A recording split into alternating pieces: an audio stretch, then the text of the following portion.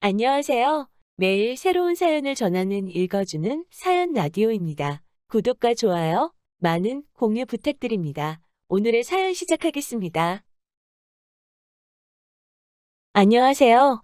예전에는 라디오를 자주 들었는데 요즘에는 여기서 사연 듣는 재미에 푹 빠져 살아요. 저도 용기 내서 제가 겪은 사연 한번 공유해 봅니다. 가벼운 마음으로 즐겁게 들어주세요. 저에게는 현재 1년간 만나온 남자친구 희준 씨가 있습니다.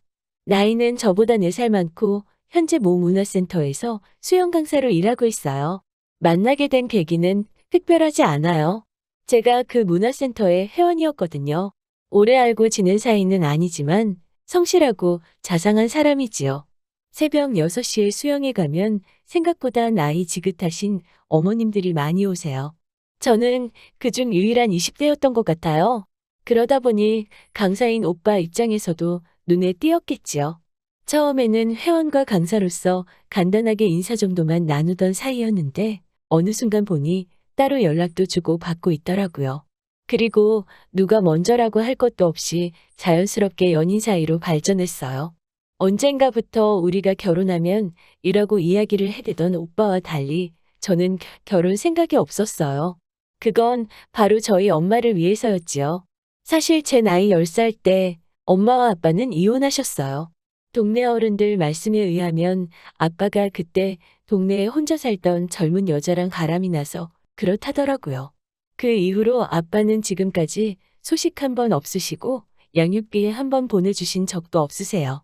게다가 아빠가 떠나신 직후 당시 엄마는 저를 데리고 반지하 월세방에서 생활하시고 계셨는데 엎친 데 덮친 격으로 집주인이 보증금을 올려달라고 했다나 봐요.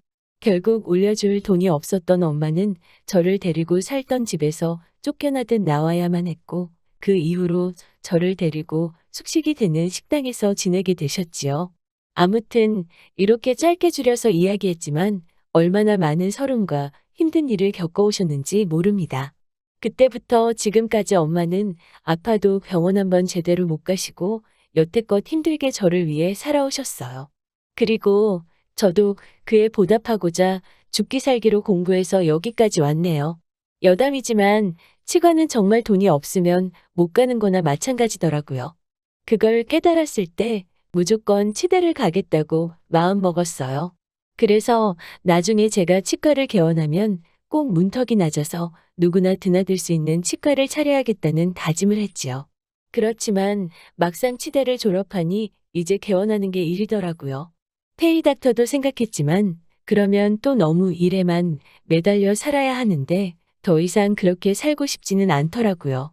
하지만 다른 친구들처럼 집이 부유해서 혼자 병원을 차릴 형편도 아니었고요. 게다가 요즘 치과가 워낙 많다 보니까 시설이나 환경을 갖춰놓고 시작하지 않으면 안 될 것 같더라고요. 이리저리 궁리하고 고민한 끝에 동기 2명과 동업하는 형태로 치과를 개원하기로 했어요. 다행스럽게도 저희 엄마도 의사 실력도 중요하지만 사람들이 아무래도 겉모습도 많이 보지 않냐면서 외형과 설비가 어느 정도 받쳐줘야 한다는 점에 동의하시고 이해해 주셨기 때문에 노후자금 탈탈 털어서 개원에 보태주셨지요. 사실 대학 졸업하면서 다시는 엄마한테 부담 주지 않겠다고 스스로 몇 번이고 결심을 했는데 또 이렇게 도움을 받게 되니 얼마나 죄송스럽고 면목이 없었는지 몰라요. 그래서 제가 그 돈 받으면서 제가 엄마한테 약속을 드렸어요. 앞으로 한 달에 얼마를 벌건 제가 무조건 절반을 드리겠다고요. 그 이야기 하자마자 엄마는 펄쩍 뛰시면서 그럴 필요 없다고 절대로 그러지 말라고 하셨는데 저도 한 고집 하거든요. 제가 일단 엄마 돈 다 갚을 때까지는 그렇게 하고 다 갚고 나더라도 한 달에 얼마씩 꼭 드리겠다고요. 이자라 생각하시고 그냥 받으시라 했어요. 엄마 좋으라고 그러는 게 아니고 제 마음 편하려고 그러는 거니까 그렇게 하시라고요. 할 수만 있다면 이제부터는 돈으로 엄마를 풍족하게 해드리고 싶더라고요. 그동안 못하고 사신 거 지금부터라도 조금씩 누리시면서 사실 수 있게 말이지요. 그래서 오빠가 결혼하자고 했을 때 솔직히 많이 당황스러웠지요. 무작정 결혼하기 싫다고 말하면 오빠가 행여나 이상한 오해할까 싶어 솔직하게 털어놓았어요. 오빠도 내 사정 알다시피 이제 막 병원을 개업했고 엄마한테 돈도 갚아야 한다고요. 그리고 당분간은 엄마랑 시간을 보냈는데 집중하고 싶다고요. 오빠도 제가 수입의 일정 부분을 엄마한테 드리는 건 알고 있었지만 그게 반이었는지는 몰랐어요. 그래서인지 제가 액수를 이야기했을 때 깜짝 놀라더군요. 하지만 남자친구도 이내 그럴 수밖에 없는 제 이유에 수긍하곤 자기가 더 잘하겠다며 좋게 좋게 이야기가 끝났어요. 그런데 다음 날 남자친구가 점심이나 같이 하자며 병원을 찾아왔어요. 다행히 예약 환자가 없어서 남자친구와 여유 있게 식사를 할 수 있었어요. 남자친구는 주저하더니 조심스레 다시 결혼 이야기를 꺼내더라고요. 저는 그날 이야기가 어느 정도 끝났다고 생각했는데 말이지요. 제가 다시 한번 결혼은 천천히 했으면 좋겠다고 이야기하니까 남자친구가 엄마한테 돈 드리는 거랑 결혼이랑 무슨 상관이냐고 묻더라고요. 저는 당장은 엄마와 병원 두 가지에만 신경 쓰기에도 벅차다고 이야기했어요. 오빠랑 만나는 것도 물론 중요한 일이지만 연애는 어느 정도 조절이 가능하지 않냐? 하지만 결혼은 조절이라는 게 안 되는 거 아니냐고요. 그러자 오빠는 정말 돈 들이는 것 때문에 제가 결혼을 주저하는 거면 자기가 그거 대해선 일체 반론하지 않겠으니 결혼에 대해서 다시 생각해 보라고 하더라고요. 오빠는 하루빨리 저와 결혼해서 알콩달콩 살고 싶다고 말이지요. 그래서 저는 내친 김에 저는 결혼해서 엄마를 모시고 살고 싶다고 말했어요. 모시고 사는 게 어려우면 혼자가 되는 엄마의 주변에다가 집을 얻고 싶다고요. 그러자 오빠의 표정이 좀 굳어지더라고요. 오빠도 내심 오빠 부모님 모시고 살고 싶었나 봐요. 저도 물론 그 마음 이해는 하지만 제 코가 석자인 사정인지라 혼자 사시는 엄마 두고 양쪽 다 계신 오빠 부모님 모시고는 못 살 것 같다고 솔직히 말했어요. 그러자 오빠가 한다는 말이 자기가 부모님을 모시지 않으면 집은 어떻게 하냐고 묻더라고요. 저는 솔직히 이게 무슨 말인지 처음에 이해가 잘 안 되더라고요. 그런데 다시 들어보니 오빠 말인즉슨 오빠가 부모님을 모시지 않으면 유산을 한 푼도 주지 않겠다고 하셨대요. 그리고 오빠는 지금 모아둔 돈이 별로 없다고 하더라고요. 사실 오빠는 제가 알기로 월 250 정도 벌고 있는데 씀씀이가 아주 커요. 외제차를 리스로 몰고 신발은 카드 할부로 명품 사는 걸 주저하지 않아요. 제가 한 번은 그 점에 대해서 잔소리 아닌 잔소리를 했더니 이 정도도 안 하면 고객들이 자기에 대해서 신뢰감을 느끼지 못한다고 하더라고요. 남자친구는 본인 직업에 대한 프라이드가 굉장히 강한 사람이었고 무엇보다 오빠가 오빠 돈을 쓰는 거니까 제가 더 이상 뭐라고 할 권리는 없으니까요. 그런데 이제 와서 모아둔 돈이 없다고 하니 좀 답답하긴 하더라고요. 모아둔 돈도 하나도 없으면서 결혼하자고 하는 오빠가 이해가 잘 안 되더라고요. 근데 뭐 저 역시 오빠 부모님, 그러니까 시부모님을 모시고 살 생각도 없으면서 도움받는 것도 말이 안 되는 것 같아서 그럼 일단 월세로 오피스텔 하나 구해서 거기서 시작하자고 했지요. 오빠는 그래도 주변 사람들 보는 눈도 있는데 어떻게 오피스텔에서 시작을 하냐고 묻더라고요. 내심 제가 대출받기를 원하는 것 같았지만 저는 그럴 필요를 느끼지 못했기 때문에 못 알아들은 척했어요. 저는 그리고 결혼 비용은 반반 부담하자고 말했어요. 최대한 검소하게 하자고요. 그러자 오빠가 한다는 말이 주변 사람들이 자기 여자친구가 치과 의사라는 거 다 아는데 어떻게 그러냐고 묻더군요. 사실 여기서부터 뭔가 이상하다는 생각이 들었어요. 아무튼 말 나온 김에 결혼에 대해서 이런저런 이야기가 오가기 시작했지요. 이야기가 생각보다 길어질 것 같아서 일단 병원에 전화해 오늘 못 들어갈 것 같다고 양해를 구하고 본격적으로 이야기를 나눴습니다.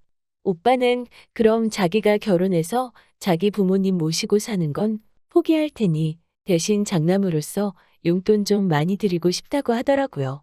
한 달에 150만 원씩 드리고 싶다고 하기에 그럼 그렇게 하자고 제가 말했어요. 그러면서 제가 그럼 한 달에 300씩 양가 용돈으로 나가니까 우리 둘 다 열심히 벌어야겠다고 말하자 오빠는 왜 300이냐고 대묻더라고요. 왜 친정에다가도 150을 또 드리냐고 묻는 오빠한테 저는 어이가 없어서 그럼 오빠 부모님한테만 용돈 드리냐고 물었지요. 사실 오빠 반응에 제가 순간 좀 발끈했어요. 그걸 눈치를 챈 건지 못 챈 건지 오빠는 아니, 너가 버는 월급의 절반을 장모님한테 드릴 예정이라면서 용돈까지 굳이 드려야 하는 거냐고 묻더라고요. 황당하기도 하고 짜증도 났지만 다시 한번 천천히 자세히 설명해 주었어요. 내가 드리는 월급의 절반은 엄마한테 빌린 돈을 상환하는 거고 그렇기 때문에 그건 그냥 처음부터 엄마 돈이라고 용돈이 아니라고요. 그렇기 때문에 용돈은 따로 드려야 한다고요. 그러자 오빠가 한다는 말이 어차피 월급의 절반을 드리면 혼자서 쓰기 넉넉하실 텐데 아파트 한 채 없이 시작하는 신혼부부가 그렇게까지 챙겨드려야 하냐고 묻더라고요. 그 말을 듣는데 제 가슴 한구석이 싸해지더라고요. 모아둔 돈도 없는 사람이 용돈을 150만 원씩 드리자는 건 어디서 나온 생각인지도 모르겠더라고요. 그래서 저는 결국 오빠한테 그럼 내 월급, 오빠 월급 서로 따로 관리하자고 했어요. 오빠가 시댁에 100만 원을 드리던 200만 원을 드리던 전 상관하지 않겠다고요.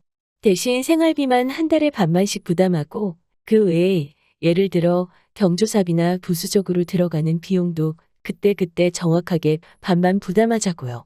그리고 그 외 나머지 부분은 각자 알아서 하자고 말했어요. 사실 요즘은 맞벌이하는 젊은 부부들이 그렇게들 많이 한다고 들었거든요. 실제로 제 주변에도 그렇게 하는 사람들이 있고요. 물론 솔직히 저랑 오빠랑 둘의 수입 차이가 많이 나는 건 저도 잘 알고 있었고 그걸로 행여나 오빠 기죽이는 일 없게 하려고 한 번도 직접적으로 이야기를 한 적은 없었어요. 결혼을 하게 되더라도 어쩌면 내가 부담이 더 클 수도 있겠다는 사실을 몰랐던 것도 아니고요. 하지만 오빠가 저희 엄마에게 드리는 돈에 대해서 어떻게 생각하는지 좀 알게 되니까 무조건 맞춰주고 이해해주는 게 능사는 아니라는 생각이 딱 들더라고요. 그래서 오빠한테 오빠랑 나랑 돈에 대해서는 생각이 많이 다른 것 같으니 그렇게 하는 편이 좋겠다고 딱 잘라 말했어요. 그러자 오빠는 순간 버럭하면서 어떻게 부부 사이에 돈을 각자 관리하냐면서 그건 있을 수 없는 이야기라고 하더라고요. 그러면서 그럴 거면 왜 결혼을 하냐고 결혼한 사이에서는 네 거 내 거라는 게 따로 없는 거라고 말을 하더군요. 솔직히 말도 안 되지 않나요? 우리 엄마 용돈 주는 건 아까우면서 내 돈도 자기 돈이라고 한다는 게. 아무튼 일단은 머리도 너무 복잡하고 해서 오빠한테 나중에 이야기하자고 하고 집으로 돌려보냈어요. 그리고 집에 들어와서 문자 한 통을 보냈어요. 우리 결혼은 다시 한번 생각해 보자고 말이지요. 생각이 복잡하니까 당분간은 연락하지 않았으면 좋겠다고요. 그러자 바로 전화가 왔는데 왠지 머리만 더 아파질 것 같아서 안 받았어요. 그러자 전화기에 말 그대로 불이 나게 계속해서 전화가 오더라고요. 하나도 받지 않다가 전화기가 잠잠해졌을 무렵 다시 한번 문자를 보냈어요. 우리 엄마한테 용돈 줄 생각도 없는 남자랑 결혼할 이유가 없는 것 같다고요. 게다가 생각할수록 직장까지 불이 나게 쫓아와 내 시간 뺏고 돈 이야기만 하다 간 게 얄밉기도 하더라고요. 그러자 오빠가 집 앞으로 찾아와 자기가 정말 큰 실수를 했다며 생각이 짧았다며 한 번만 용서해달라고 하더라고요. 친정 어머니께도 똑같이 용돈 드리고 제가 하고 싶은 대로 하라고요. 지금 생각해보면 그 말에 넘어가서 오빠를 받아주는 게 아니었는데 그 순간에는 저도 오빠가 너무 매달리니까 한번 믿어보자는 생각이 들었어요. 그래서 한 번 더 기회를 주기로 했어요. 물론 오빠는 그 기회도 날려버렸지만요. 결국 우리는 서로 조금씩 양보한다는 전제하에 상견례 날짜를 잡았습니다. 그리고 저는 결국 상견례 자리에서 이 결혼 못한다고 뛰쳐나왔어요. 일반적인 상견례 자리에서 나올 법한 이야기가 오가고 있는 중에 예비 시어머니, 그러니까 오빠의 어머니께서 하나둘씩 트집을 잡으시기 시작했기 때문이에요. 일단 저희가 월세로 살기로 한 것부터 문제를 삼으시더라고요. 그러면서 아니 둘 중에 한 사람이라도 능력되면 대출받아 아파트 들어가면 좀 좋지 않냐면서 저를 흘겨보시더라고요. 저희 엄마는 그런 건 애들도 아니고 다 큰 성인들이 알아서 계획하겠지요라고 말씀하셨어요. 그러자 어머님은 아니 대출 받아서 아파트 사면 집값 오를 거고 그러면 재산 되고 좋지 않냐고 하더라고요. 그래서 제가 깊은 한숨 끝에 그럼 제가 알아보겠다고 하자 하게 되면 명의는 오빠 명의로 하라고 하시는 거예요. 제가 그래서 제가 대출을 받는데 왜 오빠 명의로 하나요라고 물었지요. 그러자 원래 큰 계약은 남자 이름으로 하는 거라고 하시는 거예요. 거기서부터 어이가 없었는데 한술 더 떠서는 집안 경조사 날짜, 제사 날짜 적힌 종이를 저에게 주시더라고요. 저는 나도 이제 가족이니까 알아두라고 주시는구나 생각하고 있었는데 갑자기 아무리 병원 일이 바빠도 거기 적힌 날짜는 잊지 말고 다 챙겨야 한다고 하시는 거예요. 그러더니 이제 예단 얘기가 나오자 난리도 아니더라고요. 지금도 어이가 없어서 헛 웃음이 나오는데 일단 예단으로 1억을 요구하더라고요. 정말 당황스럽더라고요. 막말로 오빠가 집을 해오는 것도 아니고 직장이 탄탄한 것도 아닌데 말이지요. 계속해서 하시는 말씀이 자기는 몇백짜리 밍크코트를 사주고 신우한테는 명품 가방 하나를 해주고 신우가 현재 살고 있는 집 부엌을 리모델링 해주고 침대를 바꿔주고 무슨 말도 안 되는 이야기들을 당연하다는 표정으로 요구하시더라고요. 결국 저희 엄마가 한마디 하시더라고요. 아들 가진 유세 들어만 봤지 이런 경우는 처음 봤다고 말이지요. 저 역시 도저히 짜증이 나서 엄마한테 일어나시라고 하고 저도 같이 일어나서 그냥 저 이 결혼 안 할게요. 이러고 나와 버렸네요. 이튿날 오빠가 또 병원으로 찾아왔더라고요. 저는 사람들 보는 눈도 있고 해서 병원 앞 카페에 가 있으라고 했어요. 카페로 가니 오빠와 함께 어머님도 나와 계시더라고요.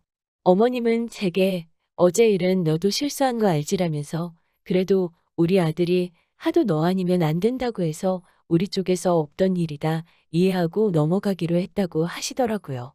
저는 벙찐 표정으로 어머님, 어제 제 얘기 못 들으셨냐고 저희 결혼 안 한다고 말씀드렸어요. 그러자 어머님은 도대체 뭐가 문제인지 모르겠다고 말씀하시더라고요. 저는 양쪽 집안이 어느 정도 비슷해야 되는데 이건 뭐 정신적인 면도 경제적인 면도 하나도 비슷한 구석이 없으니 앞으로 맞춰가며 살기는 어려울 것 같아서 안 되겠다고 했지요. 솔직히 이때는 저도 더 이상 예의 차리고 할 정신도 없었어요. 오빠한테도 터놓고 말했지요. 오빠도 정신 차리고 살아. 솔직히 오빠 나이가 지금 32인데 모아둔 돈도 하나도 없으면서 그렇게 외제차 타고 할부로 명품 사고 할 때야 지금? 하루빨리 결혼해서 가정 꾸리고 부모님한테 용돈 150씩 드리고 살 거면 정신 차리고 알뜰살뜰하게 살라고 하자. 오빠는 저를 붙잡고는 자긴 나 없으면 못 산다면서 다 제가 하자는 대로 할 테니 제발 한 번만 기회를 달라고 하더라고요.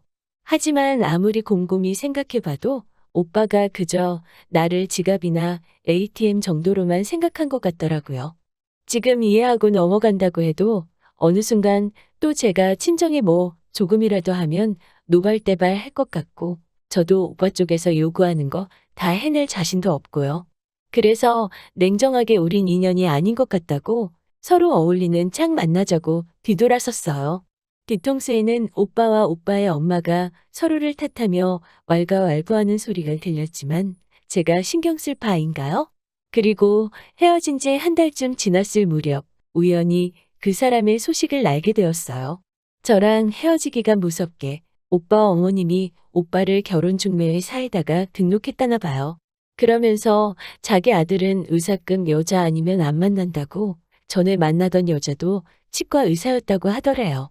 헤어지고 다른 여자를 찾으면서 저랑 사귄 걸 마치 대단한 자랑거리 양 삼는다는 게 너무 웃기고 어이없더라고요. 결국에 그 사람은 제가 아니라 제 직업을 사랑했던 건가 봐요. 결혼했다 이혼하는 것보다 이렇게 먼저 알게 돼서 헤어져서 100번 1000번 다행이라고 생각해요.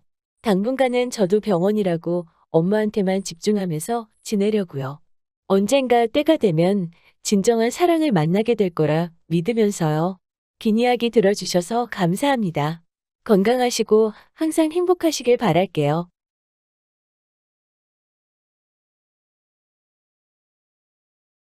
긴 이야기 들어주셔서 감사합니다.